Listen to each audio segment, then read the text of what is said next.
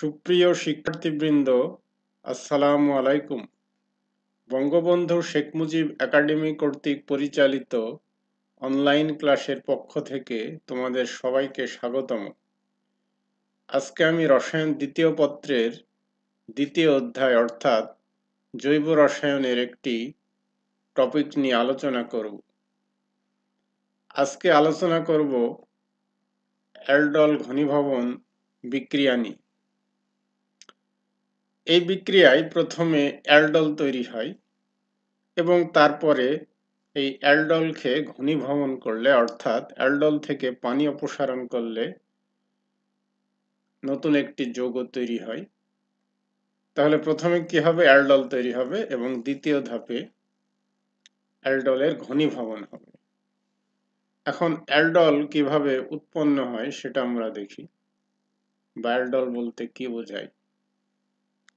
লঘু ক্ষার দ্রবণের উপস্থিতিতে অম্লধর্মী আলফা হাইড্রোজেন যুক্ত অ্যালডিহাইড বা কিটোনের দুটি অণুর পরস্পর সংযোগে যে হাইড্রক্সি কার্বনিল যৌগ উৎপন্ন হয় তাকে অ্যালডল বলা হয়। তাহলে কি হবে? যে আলফা হাইড্রোজেন যুক্ত অ্যালডিহাইড এর দুইটি অণু বা আলফা হাইড্রোজেন যুক্ত কিটোনের দুইটি অণুর পরস্পরের সংযোগে একটা হাইড্রক্সি কার্বনিল যৌগ উৎপন্ন হবে।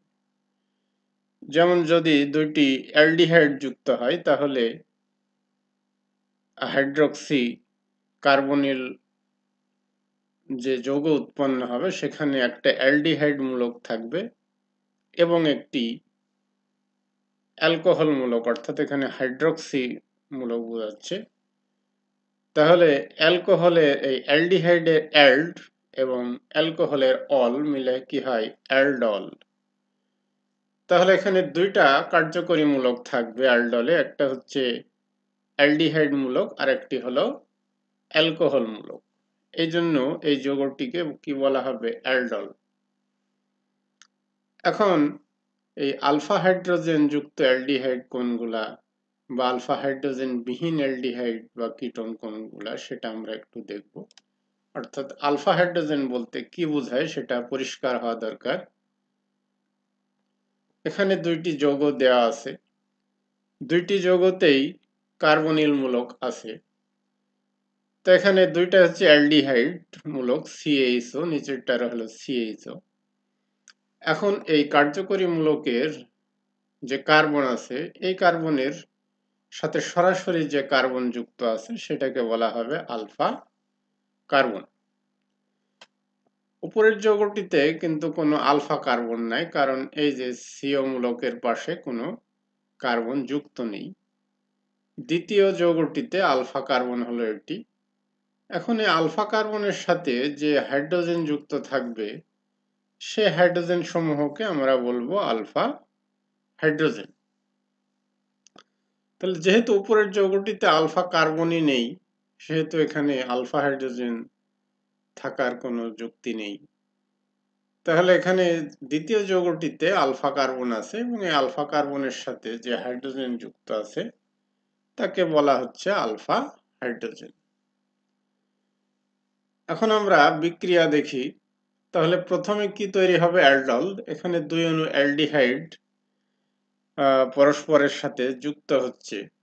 তো প্রথমে যে অ্যালডিহাইড আছে CH3CH, এটা আমরা যুক্ত করলাম এখানে, কিন্তু এই অক্সিজেনের পার্শ্ববর্তী কার্বনের অর্থাৎ পার্শ্ববর্তী যৌগের প্রথম যে কার্বন আছে এই কার্বনের একটা হাইড্রোজেন আর এখানকার ও মিলে কি তৈরি হচ্ছে? OH। তাহলে এখানে থাকছে CH, এখানে থাকছে CH2। এইভাবে দুইটি অণু পরস্পর যুক্ত হয়ে যাচ্ছে। এখানে কিসের উপস্থিতিতে যুক্ত হচ্ছে? লঘু সোডিয়াম হাইড্রোক্সাইড। তাহলে দুই অণু অ্যালডিহাইড, এখানে অ্যালডিহাইড হিসাবে নেওয়া হয়েছে অ্যাসিটালডিহাইড বা এর আরেকটা নাম হলো কি? ইথানেল। তাহলে দুই অণু ইথানেল লঘু সোডিয়াম হাইড্রোক্সাইডের উপস্থিতিতে বিক্রিয়া করে অ্যালডল নামক যৌগটি তৈরি করছে।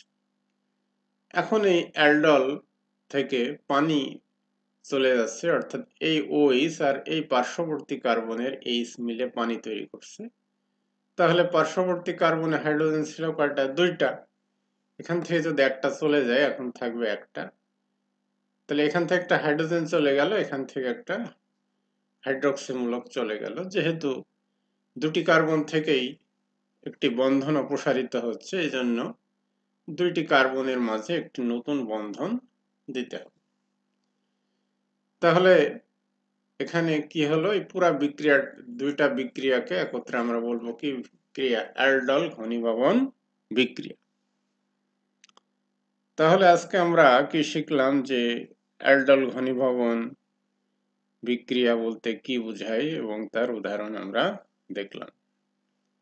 তাহলে এই বিক্রিয়াগুলো তোমরা ভালোভাবে অনুশীলন করবে। এই বলে আজকের ক্লাস আমি এখানে শেষ করলাম। তোমরা ভালো থাকো, সুস্থ থাকো, এই কামনা করি।